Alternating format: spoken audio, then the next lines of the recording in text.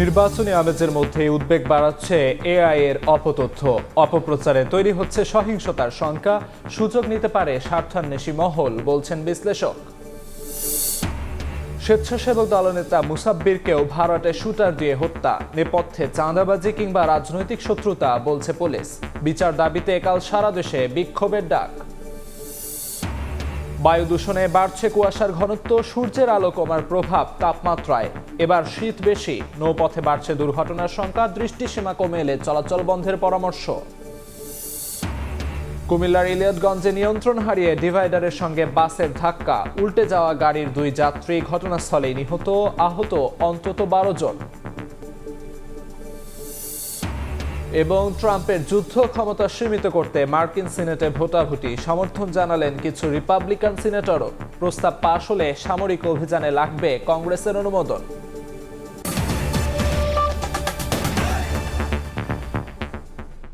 সকালের সময়ের সঙ্গে আছি আমি আমিরুল ইসলাম আলিফ। দেশে নির্বাচনী আমেজের মধ্যেই উদ্বেগ বাড়াচ্ছে কৃত্রিম বুদ্ধিমত্তা।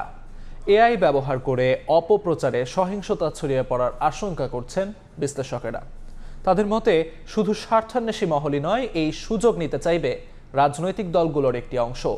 তাই আসন্ন নির্বাচনকে কেন্দ্র করে অপতথ্য ও বিভ্রান্তি নিয়ন্ত্রণে ইউএনডিপির সঙ্গে কাজ করছে নির্বাচন কমিশন।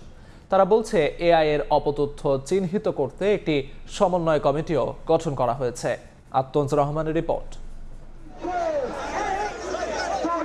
দেশ জুড়ে বইছে নির্বাচনী হাওয়া। আনুষ্ঠানিক প্রচার শুরু না হলেও নানা কৌশলে রাজনীতির মাঠে রাজনৈতিক দলগুলো। তবে উৎসবমুখর এই পরিবেশে উদ্বেগ বাড়াচ্ছে কৃত্রিম বুদ্ধিমত্তা। এআই এর অপপ্রচারে বিভ্রান্ত হতে পারেন ভোটাররা, সত্য মিথ্যার জ্ঞানাকলে পড়ে হারাতে পারেন গণতান্ত্রিক সিদ্ধান্ত গ্রহণের বিবেচনা। নির্বাচন কমিশন থেকে শুরু করে বিভিন্ন দল এআই নিয়ে তাদের উদ্বেগের কথা জানিয়ে আসছে। বিশেষজ্ঞরা বলছেন, আসন্ন নির্বাচনে ভয়াবহ রূপ নিতে পারে এআই এর অপপ্রচার। আগামী নির্বাচনে AI will B A game player. আমাদের বিভিন্ন প্রার্থী, বিভিন্ন নেতাদেরকে নিয়ে এআইয়ের মাধ্যমে বিভিন্ন ভয়েস, বিভিন্ন ইমেজ, বিভিন্ন ভিডিও ক্রিয়েট করে তাকে সোশ্যালি ডাউন করার জন্য অনেকে চেষ্টা করবে। এখন কোনটা অরিজিনাল কোনটা কি সেটা অবশ্যই চেক করতে হবে, না হলে আমাদের অ্যাজ এ নেশন আমরা কিন্তু ক্ষতিগ্রস্ত হব। অপতথ্যে সহিংসতা সৃষ্টির আশঙ্কা মাথায় রেখে এখন থেকেই সুনির্দিষ্ট পদক্ষেপ নেওয়ার পরামর্শ বিশ্লেষকদের। আগামী নির্বাচনে এই এআই এর ব্যবহারটা এটা একটা চ্যালেঞ্জিং বিষয় হবে। ফেক ছবি দিয়ে যখন প্রচারণা যাবে, এগুলো মানুষের ইন্ডিপেন্ডেন্ট জাজমেন্টের ক্ষমতাটা তখন আপনি ন্যারো করে দিলেন আর কি। সে ওইটার উপরে ভিত্তি করে একটা ডিসিশন নিয়ে নিল। রাজনৈতিক দলগুলো নিজেদের মধ্যে সহিষ্ণুতার জায়গাটা, মাত্রাটা নষ্ট হয়ে যেতে পারে, অসহিষ্ণু আচরণ করতে পারে, যেটা থেকে মারামারি সহিংসতা তৈরি হতে পারে। এদিকে এআই এর নেতিবাচক প্রচার ঠেকাতে ইউএনডিপির সঙ্গে কাজ করছে নির্বাচন কমিশন। প্রযুক্তি যত এগিয়েছে ততই বেড়েছে তার অপব্যবহারের আশঙ্কা।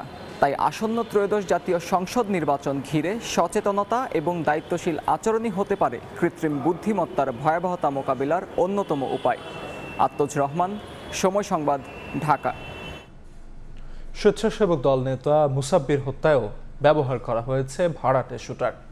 সিসিটিভির ফুটেজ বিশ্লেষণ করে এ তথ্য জানান তদন্তকারী কর্মকর্তা।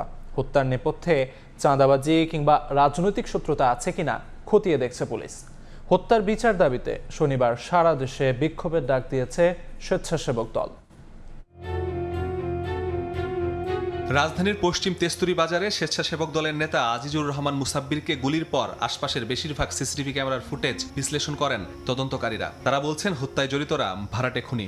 ঘটনার আগে পরে রেকি করে ঠিক করা হয় টার্গেট। কিলিং মিশন বাস্তবায়ন শেষে রাস্তা পার হয়ে কারওয়ান বাজার পালিয়ে যায় খুনিরা। শুটারের কথা, এদের বিষয়ে আমাদের কাছে এখন স্পেসিফিক তথ্য নেই। আমরা এই কাজটি শুরু করেছি। আমাদের থানার টিম, ডিবির টিম, র্যাবের টিম সবাই আমরা চেষ্টা করতেছি যার ফেসটা দেখা যাচ্ছে তার পরিচয়টা খুঁজে বের করার।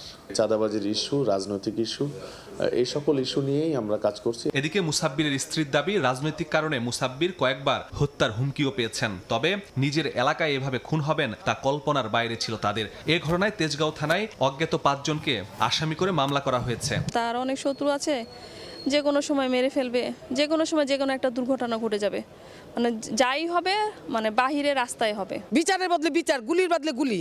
মুসাব্বিরের রাজনৈতিক সহযোদ্ধারা অভিযোগ করেন কমিটিতে বড় পদ ও কাউন্সিলর নির্বাচন করতে চাওয়ায় কাল হয়েছে তার। রাজনৈতিক জীবনে হয়তো বা কারো ভালো লাগে নাই, হয়তো বা কারো হিংসার কারণ হয়েছে, কারো প্রতিহিংসার কারণ হয়েছে। সামনে যে সে কাউন্সিলর হবে, পলিটিক্যাল দ্বন্দ্ব থাকতে পারে। এদিকে দুপুরে বিএনপির কেন্দ্রীয় কার্যালয়ে নয়াপল্টনে মুসাব্বিরের নামাজে জানাজা অনুষ্ঠিত হয়। এর আগে হত্যায় জড়িতদের 24 ঘন্টার মধ্যে গ্রেফতারের আলটিমেটাম দেয় স্বেচ্ছাসেবক দল। ঘোষণা করা হয় বিক্ষোভ কর্মসূচি। এ সময় বিএনপি নেতারা বলেন, আরো প্রাণ দিতে হলেও নির্বাচন বানচালের ষড়যন্ত্র সফল হতে দেয়া হবে না। ঢাকা মহানগর উত্তরের পক্ষ থেকে আমরা কঠোর থেকে কঠোরতম আন্দোলনে যাব। নির্বাচনের জন্য অপেক্ষমান রয়েছি। ঠিক সেই সময় একটি ষড়যন্ত্রকারী মহল তারা নির্বাচনকে বানচাল করার জন্য এই ধরনের হত্যাকাণ্ডের সাথে তারা জড়িত হচ্ছে। বাংলাদেশের মাটিতে আমরা নির্ধারিত সময়ে জনগণের সরকার, জনগণের ভোটের মাধ্যমে আমরা নির্বাচিত করব। দুর্ধর্ষ হত্যার একদিন পেরিয়ে গেলেও থমথমে পশ্চিম তেস্তুরি বাজার এলাকা। দলে বড় পদ, কাউন্সিলর নির্বাচন, এলাকার জনপ্রিয়তা, এই 3 কারণেই মুসাব্বিরকে হত্যা করা হয়ে থাকতে পারে বলে এখন পর্যন্ত ধারণা করা হচ্ছে। তবে আসল রহস্য উদ্ঘাটন হবে তখনই যখন গ্রেফতার হবে সিসিটিভিতে দেখা যাওয়া সেই শুটার। মাসুদুর রহমান, সময় সংবাদ, ঢাকা। স্বৈরাচারী শাসক গোষ্ঠীর পতনের পর দুষ্কৃতিকারীরা দেশে নৈরাজ্য ও অস্থিতিশীল পরিস্থিতি সৃষ্টি করে ফায়দা হাসিলের অপতৎপরতায় লিপ্ত বলে জানিয়েছেন বিএনপি মহাসচিব মির্জা ফখরুল ইসলাম আলমগীর। স্বেচ্ছাসেবক দলের নেতা মুসাব্বির হত্যার তীব্র নিন্দা ও প্রতিবাদ জানিয়ে পাঠানো এক শোক বার্তায় এসব কথা জানান তিনি। বিবৃতিতে আরও বলা হয়, এই হত্যাকাণ্ড পতিত স্বৈরাচারের অপতৎপরতার নির্মম বহিঃপ্রকাশ। ফ্যাসিস্টের দোসরদের মাথাচাড়া দেয়া প্রতিহত করতে ঐক্যবদ্ধ থাকার আহ্বান জানান তিনি। মুসাব্বিরের হত্যাকারীদের গ্রেফতার ও দৃষ্টান্তমূলক শাস্তির দাবি জানান বিএনপি মহাসচিব।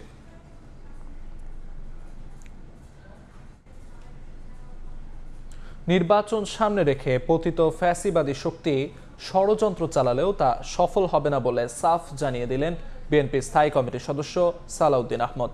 আরেক নেতা আমির হোসেন মাহমুদ চৌধুরী বলেছেন, কিছু দল এরশাদ শেখ হাসিনার সঙ্গে নির্বাচন করলেও আপোষ করেনি বিএনপি। নির্বাচনকে সামনে রেখে দেশের আইন শৃঙ্খলা পরিস্থিতির অবনতি ঘটাতে পতিত ফ্যাসিবাদী শক্তি ষড়যন্ত্রে লিপ্ত বলে অভিযোগ করেছেন বিএনপি নেতারা। বৃহস্পতিবার দুপুরে গুলশানে বিএনপি চেয়ারপারসনের কার্যালয়ের সামনে সাংবাদিকদের সঙ্গে কথা বলেন দলের স্থায়ী কমিটির সদস্য সালাউদ্দিন আহমদ। বলেন, বিচ্ছিন্ন কিছু ঘটনায় নির্বাচনে কোনো প্রভাব পড়বে না। পতিত ফ্যাসিবাদী শক্তির কিছু কিছু ষড়যন্ত্র এখনো তারা চালু রেখেছে, যাতে নির্বাচনকে বাধাগ্রস্ত করতে পারে, কণ্ঠকাঠিন্য করতে পারে, গণতন্ত্রের উত্তরণের পথটাকে সহজতর না করতে পারে, কিন্তু তাদের সেই প্রচেষ্টা কখনো সফল হবে না। এদিকে দেশে ফেরার পর প্রথমবারের মতো উত্তরাঞ্চল সফরে যাচ্ছেন বিএনপির ভারপ্রাপ্ত চেয়ারম্যান তারেক রহমান। তার এই সফরে নির্বাচনী আচরণবিধি লঙ্ঘন হবে না বলে জানান বিএনপির এ নেতা। শহীদদের প্রতি বিনম্র শ্রদ্ধা নিবেদন করা এবং তাদের কবরে জিয়ারত করা, এটা জাতির প্রত্যাশা। গণঅভ্যুত্থানের শহীদদের আমরা ধারণ করি, তার জন্যই তার যাওয়া। এখানে নির্বাচন আচরণবিধির কোনো বিষয় নেই। এদিন বিকেলে চট্টগ্রামে বেগম খালেদা জিয়ার রুহের মাগফিরাত কামনায় দোয়া ও মিলাদ মাহফিলে বিএনপি স্থায়ী কমিটির সদস্য আমির খসরু মাহমুদ বলেন, কিছু দল এরশাদ শেখ হাসিনার সঙ্গে নির্বাচন করলেও আপোষ করেনি বিএনপি। ক্ষমতা বলতে কিছু নাই, এটা হচ্ছে দায়িত্ব। রাষ্ট্র চালানো হচ্ছে দায়িত্ব, এটা ক্ষমতা না। এটা ভুলে যেতে হবে ক্ষমতার রাজনীতিতে। বেগম খালেদা জিয়ার গণতন্ত্রের মশাল দিয়ে তারেক রহমান আগামীর বাংলাদেশ গড়বেন বলে আশাবাদী বিএনপির নেতারা। রায়দুল ইসলাম শুভ, সময় সংবাদ, ঢাকা। ফ্যাসিবাদী কাঠামো থেকে বেরিয়ে আসতে এত কম সময় যথেষ্ট নয় বলে মন্তব্য করেছেন জামায়াতের সহকারী সেক্রেটারি জেনারেল এহসানুল মাহবুব জুবায়ের। মব ভায়োলেন্সের কারণ হিসেবে ফ্যাসিবাদী কাঠামোর প্রভাবকে দায়ী করেন তিনি। আর গণভোটের বিষয়ে দলগুলোর অবস্থান নিয়ে স্বচ্ছতা নিশ্চিতের আহ্বান জানিয়েছেন সুজনের সম্পাদক বদিউল আলম মজুমদার। রাজধানীর সিডাপ মিলনায়তনে আলোচনা সভায় এ কথা বলেন তারা।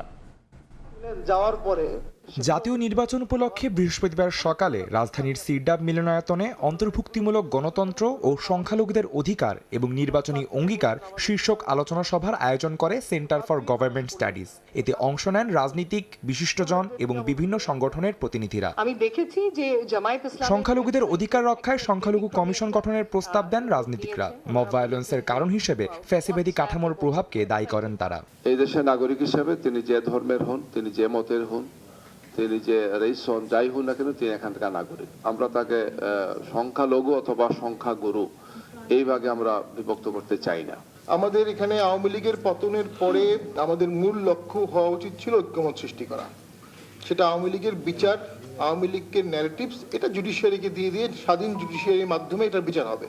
গণভোটের বিষয়ে রাজনৈতিক দলগুলোর অবস্থান নিয়ে স্বচ্ছতা নিশ্চিত করার আহ্বান জানিয়েছেন সুজনের সম্পাদক বদিউল আলম মজুমদার। ঐক্যমত্য কমিশনে রাজনৈতিক দলগুলো সংস্কারের যে অঙ্গীকার দিয়েছে তা বাস্তবায়নের উপরই গণতন্ত্রের ভবিষ্যৎ নির্ভর করছে বলে মন্তব্য করেন তিনি। এখন একটা গণভোট হবে, তাদেরকে আমাদের রাজনৈতিক দলগুলোর সুস্পষ্ট অবস্থান নিতে হবে, তারা হায়ের পক্ষে না নায়ের পক্ষে। যদিও তারা লিখিতভাবে অঙ্গীকার করেছে তারা এগুলো বাস্তবায়ন করবে।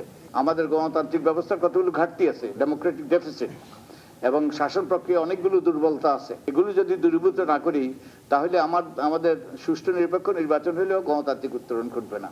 আলোচনায় রাজনৈতিক দলগুলোর ইশতেহারে সংখ্যালঘুর বিষয় কিভাবে উপস্থাপিত হচ্ছে সেদিকে নজর রাখার আহ্বান জানান বিশিষ্টজনেরা। আদনান তুর্য, সময় সংবাদ, ঢাকা। সকালের সময় আরও থাকছে।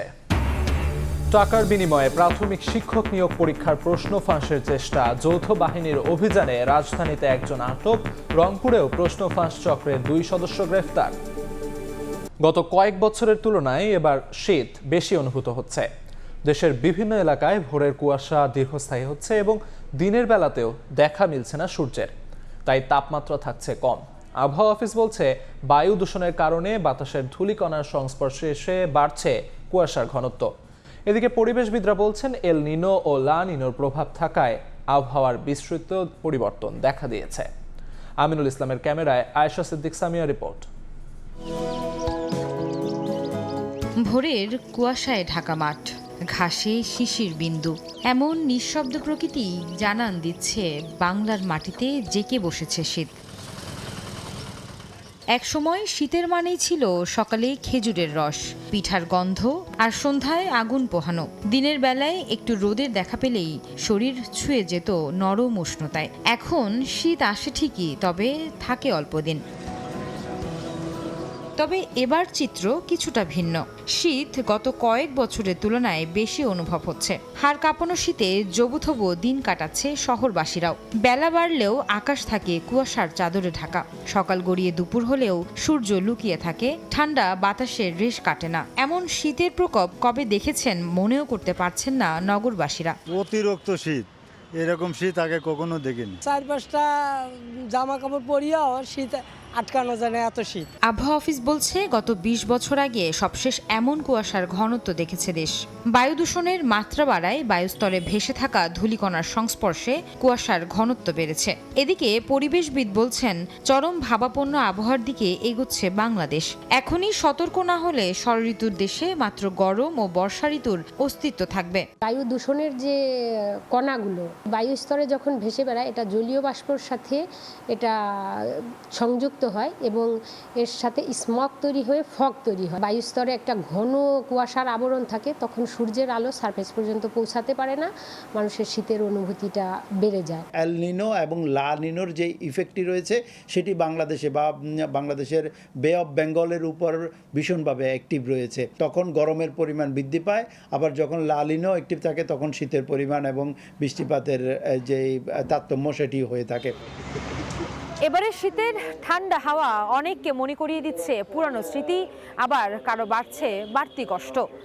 বিশেষজ্ঞরা বলছেন আবহাওয়ার স্বাভাবিক বৈচিত্র্য আর বৈশ্বিক জলবায়ু পরিবর্তনের প্রভাব, এই দুই মিলিয়েই এবার বেশি শীত অনুভব করছেন নগরবাসীরা। আয়েশা সিদ্দিক সামিয়া, সময় সংবাদ, ঢাকা।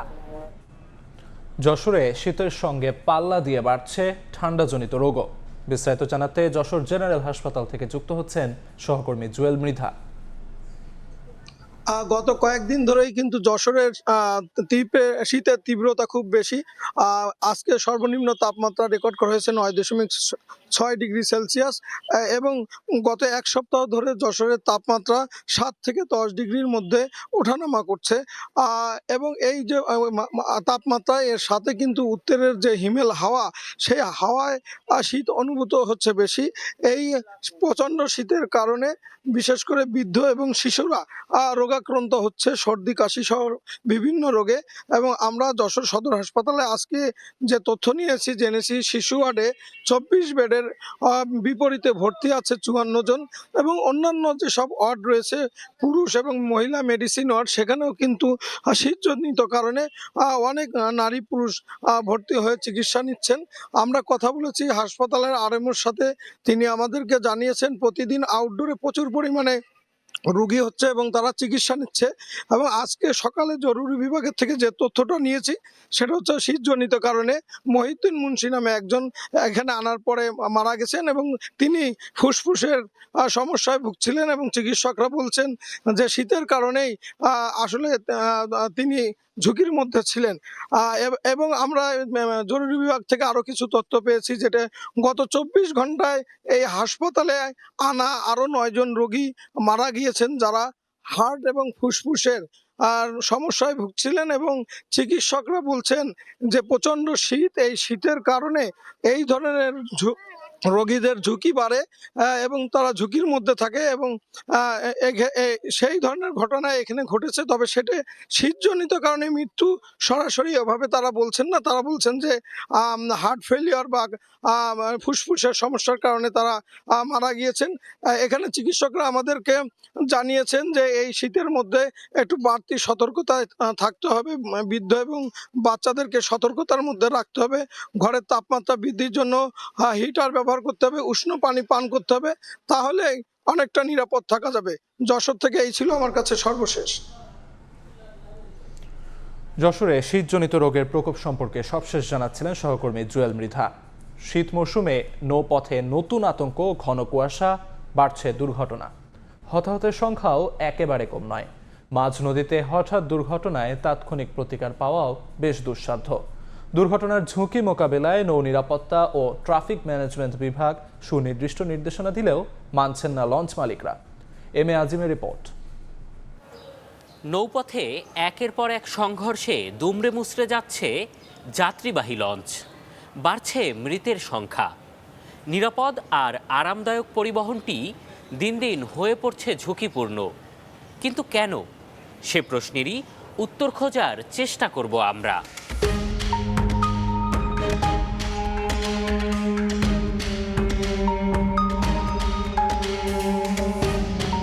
শীত বাড়ছে, কুয়াশার ঘনত্ব গভীর হচ্ছে নদীপথে, বেড়েই চলছে দুর্ঘটনা।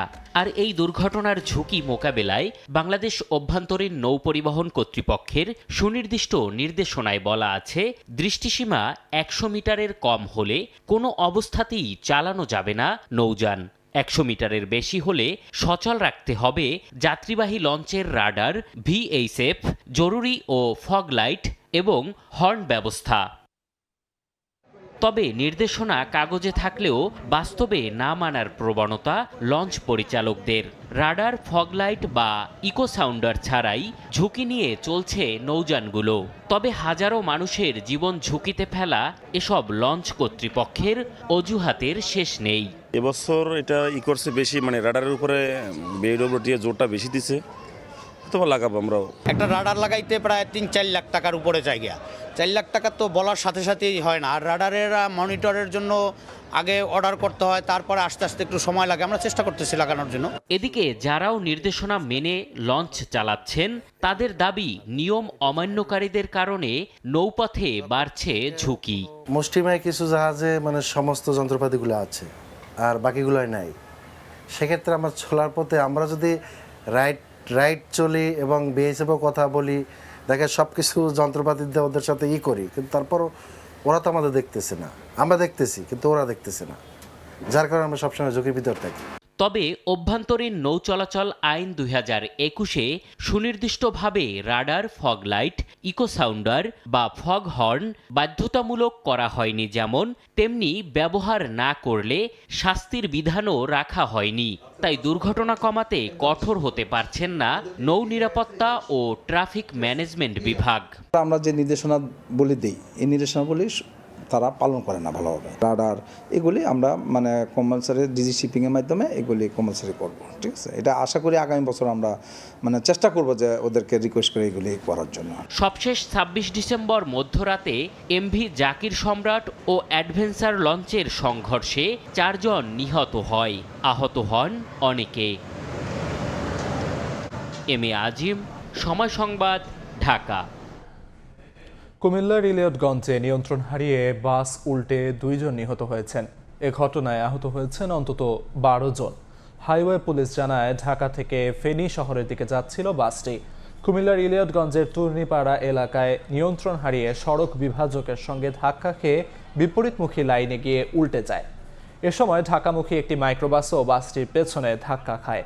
খবর পেয়ে ফায়ার সার্ভিস ও হাইওয়ে পুলিশ আহতদের উদ্ধার করে হাসপাতালে ভর্তি করে।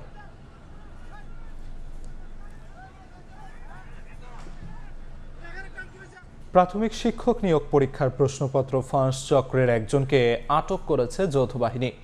বৃহস্পতিবার বিকেলে আগারগাঁওয়ে কর্ম কমিশন ভবনের সামনে থেকে মাহবুবকে আটক করা হয়।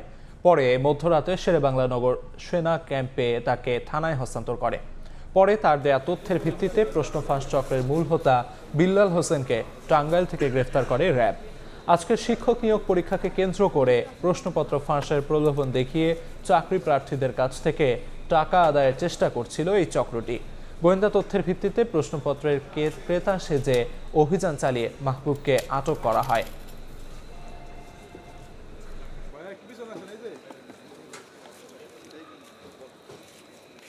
মাহবুব সে সবার কাছ থেকে সার্টিফিকেট কালেক্ট করে এবং বিল্লাল তাদেরকে প্রশ্ন দিবে বলে একটা ধারণা দিয়ে তার কাছ থেকে টাকাগুলো আদায় করার চিন্তা ভাবনা করছিল এবং আমরা এই দুজনকেই ধরতে সক্ষম হয়েছি। এবং বিল্লালের বাসা থেকে প্রায় 40 থেকে 50টার মতো চেক পাওয়া গিয়েছে, যেখানে অনেক পরিমাণ টাকার চেক পাওয়া গিয়েছে এবং তার সাথে 50 থেকে 60টা সার্টিফিকেটও পাওয়া গিয়েছে। আমরা ধারণা করছি এই চক্রটা একটা বড় চক্র এবং আরও অনেকের সাথেই এর সাথে জড়িত আছে। কেউ যদি এর সাথে জড়িত থাকে অবশ্যই তাকে আটক করা হবে অথবা অভিযান করে ধরা হবে।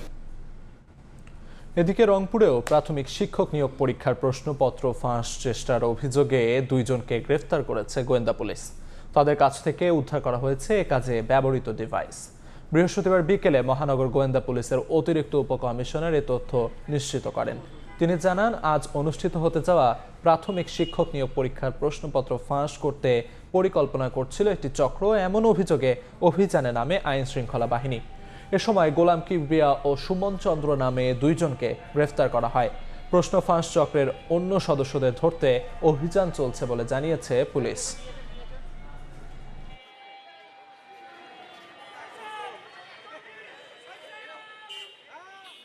সুন্দরবনে পর্যটক অপহরণের মূল হোতা মাসুম মৃধা সহ 2 বনদস্যুকে আটক করেছে কোস্টগার্ড। এ সময় উদ্ধার করা হয় অস্ত্র, গুলি ও অপহৃতদের কাছ থেকে নেয়া বিভিন্ন মালামাল। কোস্টগার্ড জানায়, গত 2 জানুয়ারি অপহরণের 48 ঘন্টা পর এক নারী সহ 6 জনকে উদ্ধার করা হয়।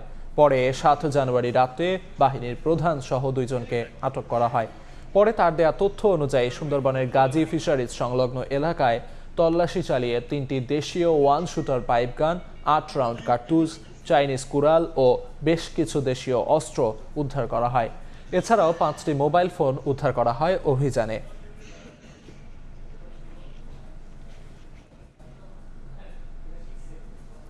সকালের সময় আরও থাকছে, ভারতে নিরাপত্তা শঙ্কার ব্যাখ্যা দিয়ে আইসিসির চিঠির জবাব দিল বিসিবি। শনিবারের মধ্যেই আসবে সিদ্ধান্ত, বোর্ডকে বাস্তববাদী হওয়ার পরামর্শ তামিমের। ত্রয়োদশ জাতীয় সংসদ নির্বাচন নিয়ে রাজশাহীতে চায়ের দোকানগুলোতে জমে উঠেছে ভোটারদের আড্ডা। প্রার্থীদের নিয়ে চলছে চুলচেরা বিশ্লেষণ। সবকিছু ছাপিয়ে নির্বাচন হবে অবাধ, সুষ্ঠু ও গ্রহণযোগ্য, এমনটাই প্রত্যাশা ভোটারদের। হাবিবুর রহমান পাপ্পুর তোলা ছবিতে সাইফুর রহমান রকির প্রতিবেদন। আমি আছি রাজশাহী জেলার সদর 2 আসনের অলকার মোড় এলাকার একটি চায়ের আড্ডায়। আসন্ন ত্রয়োদশ জাতীয় সংসদ নির্বাচন নিয়ে সাধারণ মানুষ ও ভোটারদের প্রত্যাশার কথা জানব। আমরা যে গণপ্রজাতন্ত্রিক নাগরিক আমরা এখান থেকে আমাদের যতটুকু নাগরিক দায়িত্ব বা অধিকার এটা যেন আমরা পূর্ণভাবে পাই এবং দেশে যেন একটা সুষ্ঠু নির্বাচন হয়। যেই আসুক ভোটে আমি শুধু চাই যে তারা যেন ভালো মতো আমাদেরকে খুব ভালো মতো আমরা যেন থাকতে পারি, এইটাই। জনগণের কথা বলবে, আপনার কথা বলবে, যারা গরিব অসহায় তাদের দিকে খেয়াল রাখবে, সঠিক কার্ড বিতরণ হবে, সেখানে যেন দুর্নীতি এবং ঘুষ না থাকে। বাংলাদেশের নাগরিক হিসেবে আমি চাই যে দুর্নীতিমুক্ত দেশ চাই, দুর্নীতিমুক্ত সমাজ চাই, মাদক মুক্ত সমাজ চাই এবং কর্মসংস্থান চাই। নারী নিরাপত্তা বিষয়টা এখনও আমাদের দেশে অনেক পিছায় আছে। আমি চাইবো যে কর্মক্ষেত্রে রাস্তাঘাটে যেন আমরা সেফ ফিল করি নারী হিসেবে। ভাঙাচোরা সড়ক আর ধুলোবালিতে নাকাল শরীয়তপুর পৌরসভার বাসিন্দারা। দীর্ঘদিন বেহাল পড়ে থাকলেও সংস্কারে নেই কোনো উদ্যোগ। খানাখন্দে ভরা সড়ক দিয়ে চলাচলে ভোগান্তিতে বাসিন্দারা। অবশ্য পৌর কর্তৃপক্ষ জানিয়েছে টেন্ডার প্রক্রিয়া শেষ করে চলতি বছরের জুনের মধ্যে শুরু হবে সড়ক মেরামতের কাজ। বিএম ইসরাফিলের তথ্য ও ছবিতে রিপোর্ট। সড়ক জুড়ে খানাখন্দ, ধুলোবালিতে একাকার, অস্বাস্থ্যকর পরিবেশ। চলাচলে অযোগ্য প্রায় রাস্তাটি শরীয়তপুরের পৌর এলাকার। পাকামাথা থেকে আটং এবং উত্তর বাজার থেকে কানার বাজার প্রায় 10 কিলোমিটার সড়কের বিভিন্ন স্থান ভাঙাচোরা। হেলে দুলে চলে যানবাহন, দুর্ভোগ পোহাতে হয় স্কুল কলেজগামী শিক্ষার্থীদের। মৃত্যু ঝুঁকিতে পড়েন হাসপাতালমুখী গুরুতর রোগীরা। স্থানীয়দের অভিযোগ, বছরের পর বছর এমন বেহাল অবস্থায় থাকলেও দেখার নেই কেউ। রোডের অবস্থা এরকম, কেউ যদি রাস্তা দিয়ে চলাফেরা করে মনে হয় তার জ্বর এসে যায়। নৌকা যেমন নদীর মধ্যে ঢেউ খায়, গাড়ি ঠিক ওরকমই। কয় পোলাহান বাচ্চা কাচ্চারা না পারে স্কুলে যাইতে, প্রতিদিন মনে করেন হাসপাতাল পোলাহান দূরেইতে হয়। দোকানের ভিতরে আমরা থাকতে পারি না, বসতে পারি না, শ্বাসকষ্ট হয়ে যায়। বাসা দেওয়া ভাত খেতে হলে ভাতের ভিতরে দেখি মনে করেন লাল, মনে করেন ইটের কণা, এই বালু সালু, মনে করেন ভাত মুখে দিতে পারি না। অবশ্য পৌর কর্তৃপক্ষ শোনালো আশ্বাসের বাণী। জানায় টেন্ডার প্রক্রিয়া শেষ করে জুনের মধ্যে শুরু হবে সড়ক মেরামতের কাজ। জানুয়ারির মধ্যে কন্ট্রাক্ট হবে এবং 30 জুনের মধ্যে দুটা কাজই সমাপ্ত হবে বলে আমি আশা করছি। 1985 সালে গঠিত হয় শরীয়তপুর পৌরসভা। 2005 সালে প্রথম শ্রেণীতে উন্নীত করা হয়। সময় সংবাদ, শরীয়তপুর। মাদারীপুরে 12 কোটি টাকা ব্যয়ে নির্মাণ করা হয়েছে সমন্বিত বর্জ্য ব্যবস্থাপনা ইউনিট। এটি চালু হলে প্ল্যান্ট থেকে বর্জ্য প্রক্রিয়াজাতের মাধ্যমে তৈরি হবে জৈব সার। স্বল্প দামে এই সার প্রান্তিক চাষিরা ব্যবহার করতে পারবেন কৃষি জমিতে। বাড়বে ফসল উৎপাদন, তৈরি হবে কর্মসংস্থানও। প্রকল্পটির মাধ্যমে পরিচ্ছন্ন পরিবেশ বান্ধব পৌর শহর গড়ে উঠবে বলে আশা জনস্বাস্থ্য প্রকৌশল অধিদপ্তরের। সঞ্জয় কর্মকার অভিজিত রিপোর্ট, ছবি তুলেছেন শাহাদাত আকন। মাদারীপুরের শিবচর পৌরসভার চর শ্যামাইল ও শ্যামাইল মৌজায় 2.68 একর জমিতে 2023 সালে নির্মাণ শুরু হয় বর্জ্য ব্যবস্থাপনা ইউনিট। প্রায় 12 কোটি টাকা ব্যয়ে কাজটি নির্মাণ শুরু করে টার্ন নামে একটি ঠিকাদারি প্রতিষ্ঠান। নির্মাণ কাজ শেষও হয়েছে, এখন শুধু উদ্বোধনের অপেক্ষায়। শিবচর পৌরসভার বাসাবাড়ি থেকে প্রতিদিন ময়লা আবর্জনা সংগ্রহ করে এই ইউনিটের মাধ্যমে প্রক্রিয়াজাত করে উৎপাদন হবে জৈব সার, যা স্বল্প দামে এখান থেকে কিনে জমিতে ব্যবহার করলে ফসল উৎপাদন বাড়ার আশা প্রান্তিক চাষিদের। এতে প্রতি বছর সাশ্রয় হবে কোটি কোটি টাকা, আর এটি চালু হলে তৈরি হবে কর্মসংস্থান, বলছেন স্থানীয়রা। এটা যদি বাস্তবায়িত হয় তাহলে এখান থেকে যে উৎপাদিত জৈব সার সেটা বাংলাদেশের কৃষিতে কিছুটা হলে উপকার আসবে। জৈব সারটা আমরা অল্প দামে পাবো। জৈব সারটা যদি আমরা খেতে দেই তাহলে আমরা ফসলটা ভালো পাবো। বায়ু দূষণ রোধ ও পরিবেশ বান্ধব পৌর শহর গড়ে তুলতেই এই প্রকল্প ব্যাপক ভূমিকা রাখবে বলে জানান ঠিকাদারি প্রতিষ্ঠানের প্রতিনিধি ও কর্তৃপক্ষ। রাসায়নিক সার জমির ক্ষতি করে, কিন্তু জৈব সারটা জমির জন্য জমি উর্বর করে, যার কারণে আমাদের এই প্রজেক্টটা হাতে নেওয়া এবং এলাকার মানুষের বেশ কিছু মানুষের এখানে কর্মসংস্থানের সৃষ্টি হবে, এলাকার মানুষ উপকৃত হবে। এই উদ্দেশ্য প্রজেক্টটা হাতে নেওয়া। উপজেলার নিরাপদ পানি ও স্যানিটেশন ব্যবস্থা সম্প্রসারণ ও উন্নয়ন প্রকল্পটিতে নিজেদের অর্থায়নে 2 বছর জৈব সার উৎপাদন করবে ঠিকাদারি প্রতিষ্ঠান। এরপর থেকে সরকারিভাবে তৈরি হবে জৈব সার। এটি জেলার প্রথম সমন্বিত বজ্র ব্যবস্থাপনা ইউনিট। আধুনিক শিবচর পৌরসভা গড়ার লক্ষ্যে 2026 সালে এটি চালুর কথা বলছে জনস্বাস্থ্য প্রকৌশল অধিদপ্তর। সঞ্জয় কর্মকার, অভিজিৎ, সময় সংবাদ, মাদারীপুর। আন্তর্জাতিক প্রসঙ্গ, ইরানে চলমান সরকার বিরোধী বিক্ষোভে এবার খামেনির পদত্যাগের দাবি তুলেছেন আন্দোলনকারীরা। টানা 12 দিন ধরে চলা এ বিক্ষোভ ছড়িয়ে পড়েছে 31টি প্রদেশে। দেশটির মানবাধিকার সংস্থার রিপোর্ট বলছে, চলমান বিক্ষোভে 45 জনের প্রাণহানির খবর পাওয়া গেছে। আটক করা হয়েছে 2270 জনকে। বৃহস্পতিবারও রাজধানী তেহরান ও শতাধিক শহরে রাজপথে নামেন সাধারণ মানুষ। ব্রিটিশ গণমাধ্যম বিবিসির প্রকাশিত এক ভিডিওতে দেখা যায়, দেশটির দ্বিতীয় বৃহত্তম শহর মাশহাদে হাজার হাজার মানুষ শান্তিপূর্ণভাবে রাস্তায় নেমে সরকার বিরোধী নানা স্লোগান দিতে থাকেন।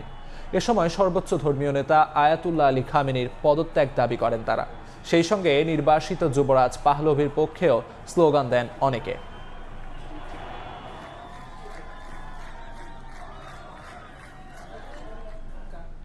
কয়লা পাচার সংক্রান্ত মামলার তদন্তে কলকাতায় তৃণমূল কংগ্রেসের দলীয় তথ্য প্রযুক্তি দফতরের কর্ণধারের বাড়ি ও অফিসে হানা দিয়েছে কেন্দ্রীয় তদন্তকারী সংস্থা ইডি।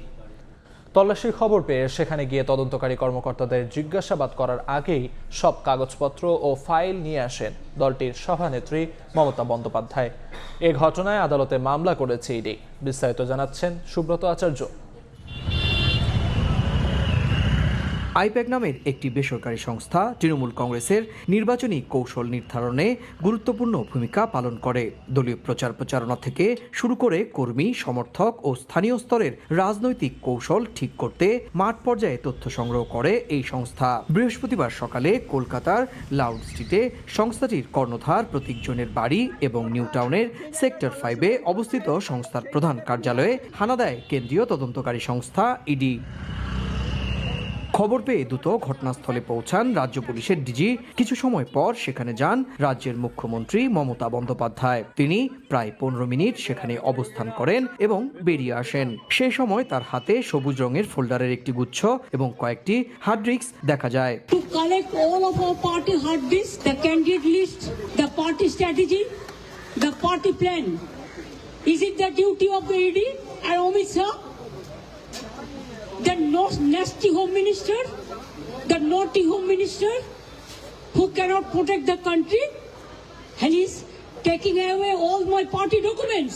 একজন মুখ্যমন্ত্রী প্রশাসনিক ক্ষমতা ব্যবহার করে কোনো কেন্দ্রীয় তদন্তকারী সংস্থার তদন্ত চলাকালীন এভাবে হস্তক্ষেপ করতে পারেন কিনা সে প্রশ্ন উঠেছে। বিজেপি, বামফ্রন্ট এবং কংগ্রেস সব বিরোধী দলই মমতা বন্দ্যোপাধ্যায়ের এই আচরণের সমালোচনা করেছে। আইপ্যাকের অফিসের ফাইল তুলে নিয়ে চলে এসেছেন গাড়িতে করে, অ্যাজ গুড অ্যাজ ছিনতাই। ভোট যখন সামনে নানান নাটকবাজি হবে, আর মুখ্যমন্ত্রী তো বলেই দিয়েছেন ফাটাফাটি খেলা হবে। ফলে ফাটাফাটি খেলার জন্য নানান রকমের তালগোল হয়তো চলবে। বাংলার মুখ্যমন্ত্রী কখনো কোনো পুলিশ আধিকারিক, সিবিআই এবং ইডি রেড করলে তার বাড়িতে গিয়ে ধর্ণা দেন। বাংলার মুখ্যমন্ত্রী কোনো বেসরকারি সংস্থা মানি লন্ডারিং সহ বিভিন্ন অপরাধমূলক কাজের জন্য তদন্তের মুখে পড়লে মুখ্যমন্ত্রী চলে গিয়ে ফাইল কেড়ে নিয়ে আসেন ওই পাড়ার গুন্ডাদের মতন। 2019 সালে তৎকালীন কলকাতার পুলিশ কমিশনার রাজীব কুমারের বাড়িতে সিবিআই তল্লাশির সময়ও একইভাবে সেখানে গিয়ে বেশ কিছু কাগজপত্র জব্দ করেছিলেন মমতা বন্দ্যোপাধ্যায়। এদিনের ঘটনা নতুন করে সেই পুরনো ঘটনার স্মৃতি ফিরিয়ে এনেছে। সুব্রত আচার্য, সময় সংবাদ, কলকাতা। দেখছেন সকালের সময়, সঙ্গেই থাকুন। আইসিসির চিঠির জবাব দিল বাংলাদেশ ক্রিকেট বোর্ড। বৃহস্পতিবার দুপুরে ক্রিকেটারদের নিরাপত্তা শঙ্কার বিষয়টি ব্যাখ্যা করে এর চিঠি পাঠায় বিসিবি। ভারতের মাটিতে কেন বিশ্বকাপ খেলা সম্ভব নয় তার সমস্ত ডকুমেন্টস আইসিসিকে পাঠানো হয়েছে বলে নিশ্চিত করেছে বিসিবি সূত্র। আগামী রোববারের আগেই চূড়ান্ত সিদ্ধান্ত জানাবে ক্রিকেটের নিয়ন্ত্রক সংস্থা। এদিকে টি-20 বিশ্বকাপ ইস্যুতে বাংলাদেশ ক্রিকেট দলের ভারতে যাওয়া না যাওয়ার প্রশ্নে যুব ও ক্রীড়া মন্ত্রণালয়ের সঙ্গে একমত পোষণ করেছেন অন্তর্বর্তীকালীন সরকারের পররাষ্ট্র উপদেষ্টা তৌহিদ হাসান। শেষ পেরেকটা ঠুকে দিল বাংলাদেশ ক্রিকেট বোর্ড। সম্ভবত ফেরার শেষ দরজাটাও বন্ধ হয়ে গেল। এখান থেকে এখন আপনি এগিয়ে যাবেন অথবা হার মেনে নেবেন। নতুন করে শুরু করা আর সম্ভব না। বুধবার যুব ও ক্রীড়া মন্ত্রণালয়ের দায়িত্বপ্রাপ্ত উপদেষ্টা আসিফ নজরুলের সঙ্গে পরামর্শ করে যে সিদ্ধান্ত নিয়েছিল বুলবুল বাহিনী, আজ তার প্রতিফলন ঘটালো বোর্ড। ভারতে ক্রিকেটারদের নিরাপত্তা শঙ্কার কারণ, বর্তমান ভারত বাংলাদেশ রাজনৈতিক পরিস্থিতি সমস্ত কিছু ব্যাখ্যা করে আইসিসি বরাবর পাল্টা চিঠি পাঠালো বিসিবি। এখন সিদ্ধান্ত জানানোর পালা আইসিসির, আর অপেক্ষা বাংলাদেশের। ধারণা করা হচ্ছে 10 জানুয়ারির মধ্যেই চূড়ান্ত সিদ্ধান্ত আসবে আরব আমিরাতের হেডকোয়ার্টার থেকে। প্রেক্ষাপটটা একদিনে তৈরি হয়নি। দিনের পর দিন বাংলাদেশের প্রতি ভারতের আগ্রাসী মনোভাব এই রাজনৈতিক টানাপোড়েনের সৃষ্টি করেছে। বিশেষ করে অন্তর্বর্তীকালীন সরকার দায়িত্ব নেয়ার পর থেকেই বাংলাদেশ ইস্যুতে অনেক বেশি অসহিষ্ণু হয়ে উঠেছে ভারতীয় মিডিয়া থেকে শুরু করে সাধারণ নাগরিক এবং সরকার, যার প্রভাব দুই দেশের কূটনীতি, বাণিজ্য, পারস্পরিক সম্পর্কে পড়েছে ভালোভাবেই। ভারতে দুর্বৃত্তদের আক্রমণের কারণে বন্ধ আছে বাংলাদেশের দূতাবাস, এমনকি ভিসা কার্যক্রমও বন্ধ রেখেছে বাংলাদেশ কনসুলেটগুলো। এই অবস্থায় মোস্তাফিজ ইস্যুটি আগুনে ঘি ঢালার মতো হয়ে যায়। যুব ক্রীড়া উপদেষ্টা রনর সিদ্ধান্তের সঙ্গে আজ একমত পোষণ করে নিজের অবস্থান জানিয়েছেন পররাষ্ট্র উপদেষ্টা তৌহিদ হোসেন। ক্রিকেটারদের নিরাপত্তা এবং দেশের মর্যাদা নষ্ট করে বিশ্বকাপে না যাওয়ার সিদ্ধান্তের সঙ্গে শতভাগ একমত পোষণ করেছেন তিনি। আসিফ নজরুল অ্যাজ মিনিস্টার যেটা বলেছেন, আমি সম্পূর্ণ সমর্থন করি এটাকে। যে আমি এটাকে এভাবে দেখি যে একজন ক্রিকেটার সে তো একটা সীমিত সময় ওখানে যাবে, খেলবে, তারপরে হোটেলে চলে যাবে। তার নিরাপত্তা যদি দেওয়া সম্ভব হয়, সে কারণেই তো তাকে ফেরত দেওয়া হয়েছে অস্টেন্সিভলি। তাহলে আমার এই যে টিম যাবে, শুধু টিম যাবে না, টিমের সমর্থকরা তো যাবে, খেলা দেখতে যাবে লোকজন, তাদের নিরাপত্তার প্রশ্ন আছে। আমরা কি করে বিশ্বাস করবো যে তারা নিরাপদ থাকবে? এক। দুই হচ্ছে যে হিন্দুত্ববাদী সংগঠনগুলির যে একটা বাংলাদেশ বিরোধী কার্যকলাপ এবং কথাবার্তা চলতেছে, সেটার প্রেক্ষিতে আসলে সত্যিকার অর্থেই তো ভারতীয় সংস্থাগুলির পক্ষে নিরাপত্তা দেওয়া কঠিন হবে সবাইকে। সেই হিসাবে যে আমরা আসলে খেলবো, কিন্তু ভারতের বাইরে খেলবো, যেখানে এই সমস্যা হবে। আসিফ নজরুলের মতো তৌহিদ হোসেনেরও আশা, বিসিবির লেখা চিঠি থেকে বাংলাদেশের অবস্থান বুঝতে পারবে আইসিসি এবং দাবি মেনে শ্রীলঙ্কাতেই হবে বাংলাদেশের বিশ্বকাপের ম্যাচ। নিয়ন মোহাইমিন, সময় সংবাদ। দেশের ক্রিকেটের স্বার্থ বিবেচনায় ভারত বিশ্বকাপ নিয়ে সিদ্ধান্ত নেওয়া উচিত বলে মন্তব্য করেছেন তামিম ইকবাল। সরকার কিংবা সাধারণ মানুষের চাপে আবেগের বশবর্তী না হয়ে ক্রিকেট বোর্ডকে বাস্তববাদী হওয়ার পরামর্শ তার। যে কোনো পরিস্থিতিতে ক্রিকেটের যেন কোনো ক্ষতি না হয় সেদিকে মনোযোগ রাখার আহ্বান সাবেক অধিনায়কের। এদিন আবারও বুলবুল নেতৃত্বাধীন ক্রিকেট বোর্ডকে অবৈধ আখ্যায়িত করে ক্ষোভ ছেড়েছেন দেশের বর্তমান ক্রিকেট পরিস্থিতি নিয়ে। আইসিসি টি-20 বিশ্ব আসরের 1 মাসেরও কম সময় বাকি, অথচ বাংলাদেশ দলের ভারত সফর এখনো অনিশ্চিত। সরকার থেকে ক্রিকেট বোর্ড নিজেদের অবস্থান নিয়ে অনড়। তামিম ইকবালের মতে আবেগতাড়িত হয়ে এমন সিদ্ধান্ত নিয়েছে বোর্ড। সরকার কিংবা দর্শকের চাপ উপেক্ষা করে দেশের ক্রিকেটের স্বার্থে বাস্তববাদী হবার পরামর্শ। আমি যদি বোর্ডে থাকতাম তাহলে আমার ডিসিশন মেকিংটা হয়তো আমার ভবিষ্যৎ সবকিছু চিন্তা করে 95% কিন্তু ফাইন্যান্স কিন্তু আইসিসি থেকেই আসে।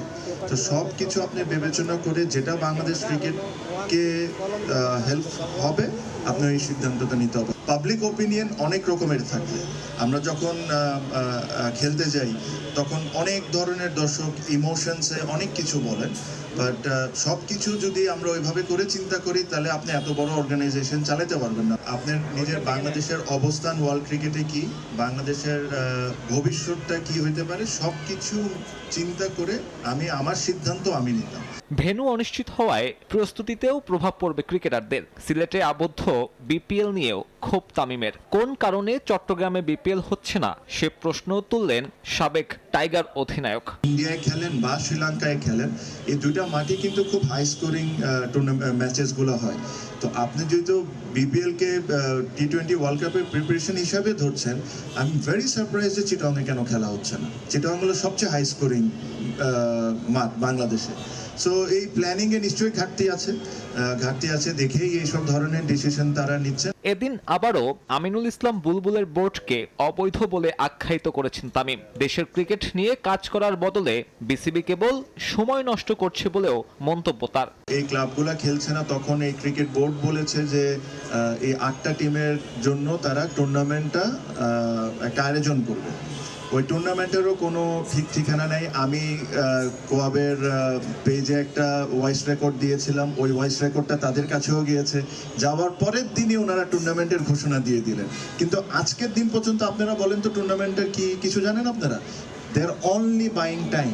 ক্রিকেট থেকে অবসর না নিলেও আপাতত ক্রিকেট থেকে বাইরে আছেন বাংলাদেশ দলের সাবেক এই অধিনায়ক। আমরা যেরকম বাংলাদেশ আছে। সাব্বির মিথুন, সময় সংবাদ, ঢাকা।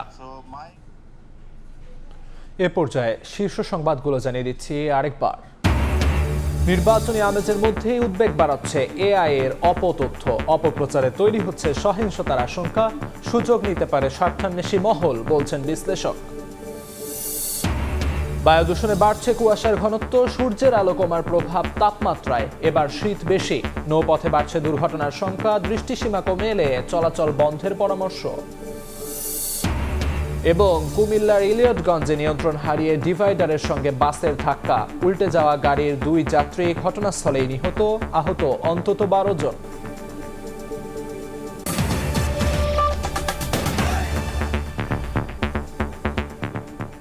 এই ছিল সকালের সময়ে।